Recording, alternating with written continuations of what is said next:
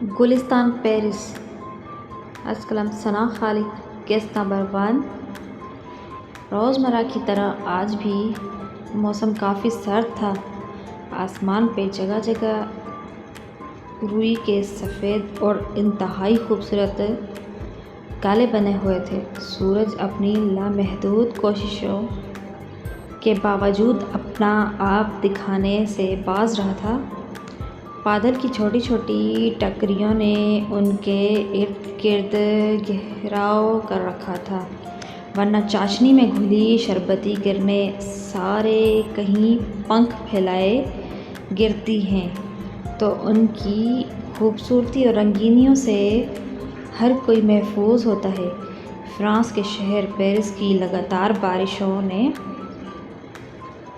اس کا اپنے شہر میں بھرپور استقبال کیا۔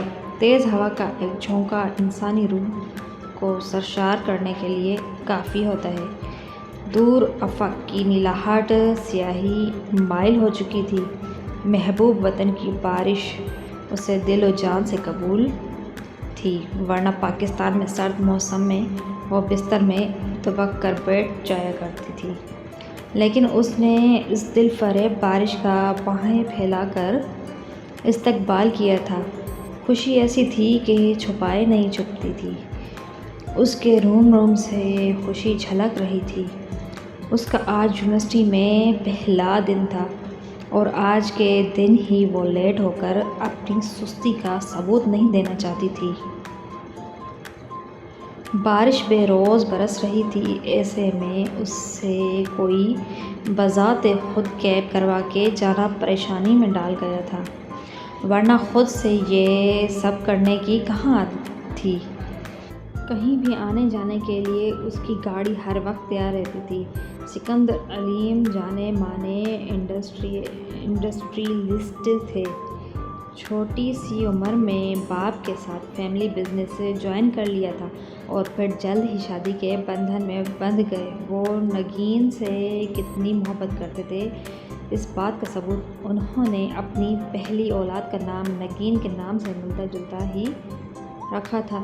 نگین سے نین نے ان کی ادھوری زندگی کو مکمل کیا تھا۔ نین کی پیدائش ان کی شادی کے 8 سال بعد ہوئی تھی اور نگین بیگم کی بے قرار ممتا کو قرار آیا تھا، اور نین کی پیدائش کے بعد وجی کو نگین کی گود میں ڈال کر خدا نے اس کی بے چین تڑپتی ممتا کو مکمل سکون کا احساس بخشا تھا۔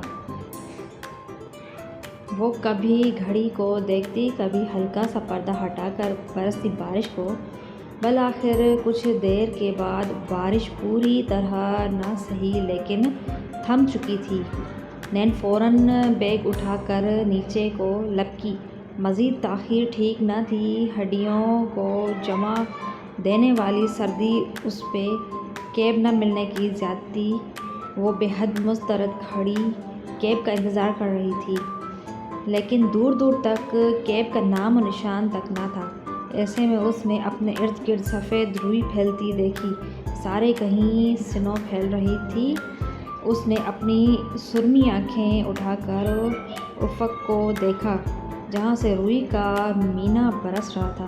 اس نے باہیں کھول کر سرد ہوا کو اپنے اندر اتارا تھا۔